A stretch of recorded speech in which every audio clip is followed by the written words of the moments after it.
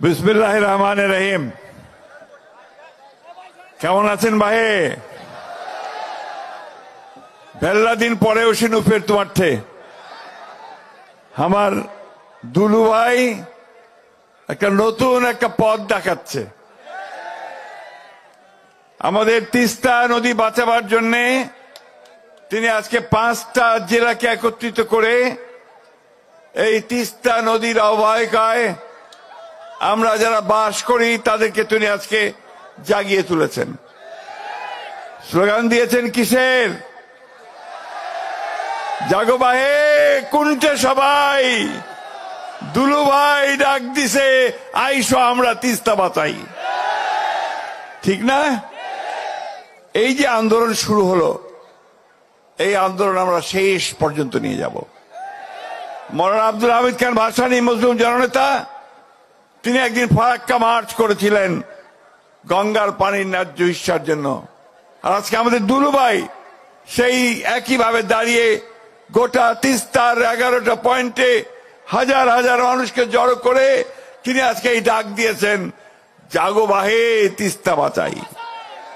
বন্ধুগণ, এটা শুধু স্লোগান নয়, এটা আপনাদের এই তিস্তার পারের মানুষের যে বাঁচার যে তাগিদ, বাঁচার জন্য যে আহাজারি, তারই আওয়াজ আজকে বেরিয়ে আসছে। কিছুক্ষণ আগে আমার বক্কর ভাই, আমার আরেক ভাই এখানে যে বক্তব্য দিলেন, যে কথা শোনালেন, যে কি করুণ অবস্থা তাদের। আজকে একদিকে যখন তারা সব বাঁধ ছেড়ে দেয়, গেট খুলে দেয়, তখন সে পানির তোরে আমাদের ঘর বাড়ি গ্রাম ধানের ক্ষেত সব ভেসে যায়, তাই না? আবার যখন বন্ধ করে দেয় তখন আমার সমস্ত এলাকা খরায় শুকিয়ে খটখট হয়ে যায়। তিস্তা পারের মানুষের দুঃখ আর যায় না। আমাদের না বেবি নাজনীন কিছুক্ষণ একটা গান গেয়েছে যে আমাদের সেই তিস্তা পারের সেই মেয়ের গলায় যে কান্না, সে কান্না আজকে সমগ্র বাংলাদেশের। বন্ধুগণ, আজ থেকে বহুদিন আগে থেকে এই তিস্তা পানির ন্যায্য হিস্যার জন্য আমরা কথা বলছি। পাকিস্তান আমলে পাকিস্তানিরা বলেছে, বাংলাদেশ হওয়ার পরে আমরা বলেছি। আওয়ামী লীগের সরকার আসলো, প্রথম দিকে সবাই ভাবলো যে ভারতের বন্ধু আওয়ামী লীগ, সুতরাং তিস্তার পানি বোধহয় এবার পাই যাবে। ঠিক না? লবডঙ্ক 15 বছরে বাংলাদেশ থেকে বেঁচে দিছে, তিস্তার 1 ফোঁটা পানি আনতে পারে নাই। শুধু তিস্তা নয় ভাই, 54টা নদী আছে যেগুলো ভারত থেকে আমাদের দেশে আসছে। সবগুলো নদীর উজানে তারা বাঁধ দিয়ে দিয়েছে। বাঁধ দিয়ে তুলে নিয়ে যায়, পানি তুলে নিয়ে যায়, বিদ্যুৎ উৎপাদন করে, আর আমাদের দেশের মানুষ এখানে ধান ফলাতে পারে না, ফসল ফলাতে পারে না। তারা তাদের জীবন জীবিকা থেকে সম্পূর্ণ বঞ্চিত হয়। আমাদের জেলে যারা মাছ ধরেন তারা মাছ ধরতে পারেন না। প্রত্যেকটা মানুষকে আজকে সেই কষ্টের মধ্যে পড়তে হয়েছে। ঠিক একই সময়ে, এই সময়ে দুলু ভাই যে ডাক দিয়েছেন, সেটা আমাদের অন্তরের সকলের ডাক, তাই না? আমরা লড়াই করেছি 15 বছর সেই ফ্যাসিবাদী হাসিনা সরকারের বিরুদ্ধে, তাই না? আমাদের ছেলেরা লড়াই করেছে 34 দিনের সকলের লড়াইয়ের মাধ্যমে সে পালিয়েছে। এখন কোথায়? ওই ভারতে, তাই না? একদিকে পানি দেয় না, অন্যদিকে আবার আমাদের যে শত্রু তাকে দিল্লিতে খুব রাজার হালে বসায় রাখছে।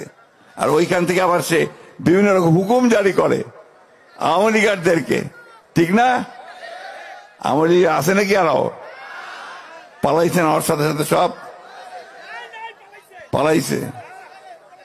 তো বন্ধুগণ, আজকের এই সংগ্রাম আমাদের বাঁচা মারার সংগ্রাম, এই এলাকার মানুষের। এই সংগ্রামকে আমরা কখনো বন্ধ হতে দেব না।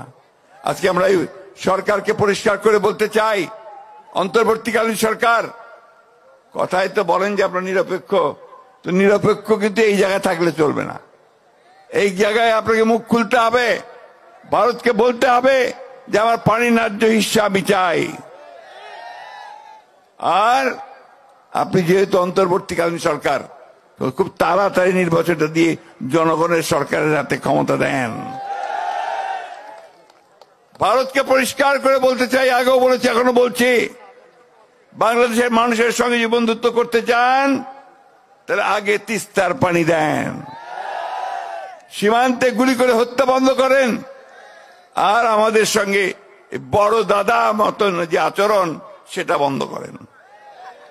আমরা আমাদের পায়ের উপরে দাঁড়াতে চাই, আমরা আমাদের হিসাব বুঝে নিতে চাই, আমরা অবশ্যই ভারতকে একটা বন্ধু ভাবে দেখতে চাই, কিন্তু সেই বন্ধুত্ব হবে সম্মানের সঙ্গে, আমার যে পাওনা সে পাওনা বুঝে দেওয়ার সঙ্গে।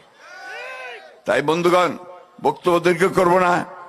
আমি আমাদের আসাদুল আব্দুল সাহেবকে আমার অন্তঃস্থল থেকে ধন্যবাদ এবং কৃতজ্ঞতা জানাচ্ছি যে আজকে তিনি যে আন্দোলনের সূচনা করলেন, সেই আন্দোলন সারা বাংলাদেশকে শুধু নয় সারা বিশ্বকে নাড়িয়ে দিয়েছে। বন্ধুগণ, আজকে আপনাদের এখানে অনেক আন্তর্জাতিক নিউজ এজেন্সি থেকে খবর সংগ্রহ করার জন্য এসেছে। কেন? যে আজকে দুলু আন্দোলন শুরু করেছে, যে আন্দোলন হচ্ছে বাংলাদেশের মানুষের বেঁচে থাকার আন্দোলন। আমরা অবশ্যই দুলুকে আমাদের সকলের পক্ষ থেকে একটা অভিবাদন, একটা স্যালুট জানাই। আমি বক্তব্য বাড়াবো না, শুধু একটা কথা বলেই শেষ করতে চাই, লড়াই না করলে কিছু পাওয়া যায় না। সেই লড়াই করেই আমরা তিস্তার পানি আনবো, আমাদের অধিকারগুলো আদায় করে নেব। আজকে সেইভাবে আসুন আমরা সবাই এক হই। আগামীকাল এখানে আমাদের দলের ভারপ্রাপ্ত চেয়ারম্যান তারেক রহমান সাহেব আপনাদের সামনে বক্তব্য রাখবেন। এটা আমাদের জন্য অনেক আনন্দের কথা। আজকে জনাব তারেক রহমান সাহেব আমাদেরকে নেতৃত্ব দিচ্ছেন, এই ফ্যাসিস্ট হাসিনা সরকারের বিরুদ্ধে তিনি আমাদেরকে নেতৃত্ব দিয়েছেন এবং সেই কারণে আমরা জয়যুক্ত হতে সক্ষম হয়েছি। আজকে তিনি গোটা বাংলাদেশের মানুষকে ঐক্যবদ্ধ করছেন যে একটা গণতান্ত্রিক ব্যবস্থার জন্য। আমরাও সেই একই কথা সরাসরি বলতে চাই যে আমরা 1971 সালে যে স্বাধীনতা যুদ্ধ করেছিলাম, পাকিস্তান সেনাবাহিনীর বিরুদ্ধে যুদ্ধ করেছিলাম, সেই যুদ্ধের মূল লক্ষ্যটাই ছিল একটা গণতান্ত্রিক ব্যবস্থা আমরা চাই। কয়েন ভাই কতবার ভোট দিবা পারেন নাই, পারিছিলেন ভোট দিবার? তো আমরা তো ওইটাই চাই, আমরা আমাদের ভোট দিয়ে আমাদের জনপ্রতিনিধি নির্বাচিত করতে চাই, যারা আমাদের কথা পার্লামেন্টে বলবে, সংসদে বলবে, সব জায়গায় বলবে, তাই না? সেই ভোটটা আমরা চাই। ওরা অনেক সময় বলে যে আমরা নাকি ভোট করতেছি।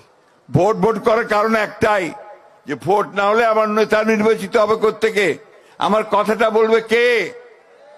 আমার তো প্রতিনিধি চাই, তাই না? সেই জন্যই আমরা নির্বাচনের কথা বলতেছি। আর নির্বাচন দিলে দেশটাতে যে অশান্তি সৃষ্টি হয়েছে সে অশান্তি হবে না, শান্তি আসবে, একটা স্থিতিশীলতা আসবে। তাই বক্তব্য বাড়াবো না বন্ধুগণ। আমি আজকে গতকাল ঠাকুরগাঁতে এসেছি, আজকে সকালে কিন্তু রওনা হয়েছি, এসে বসে আছি আর অভিভূত হয়েছি তিস্তার পাড়ের হাজার হাজার মানুষ আজকে নিজেরা পুটলিতে চাল বেঁধে ডাল বেঁধে চলে এসেছে, তাই না? সব একা একা চলে এসেছে, এখানে কাউকে কিছু বলতে হয় নাই, তার নিজের দাবির জন্য দুলু ভাইয়ের ডাক শুনে আজকে সবাই এসেছে। তাই বন্ধুগণ, আমার কথা শেষ, শুধু এইটা বলতে চাই যে এখন নতুন লড়াই শুরু। সেই লড়াই হচ্ছে আমাদের বাঁচা মরার লড়াই, আমাদের স্বাধীনতার লড়াই, আমাদের গণতন্ত্রের লড়াই। আসুন আজকে আবার সেই ঐক্যবদ্ধ হয়ে আবার আমরা সেই ডাক দেই, জাগো বাহে তিস্তা বাঁচাও। আসসালামু আলাইকুম।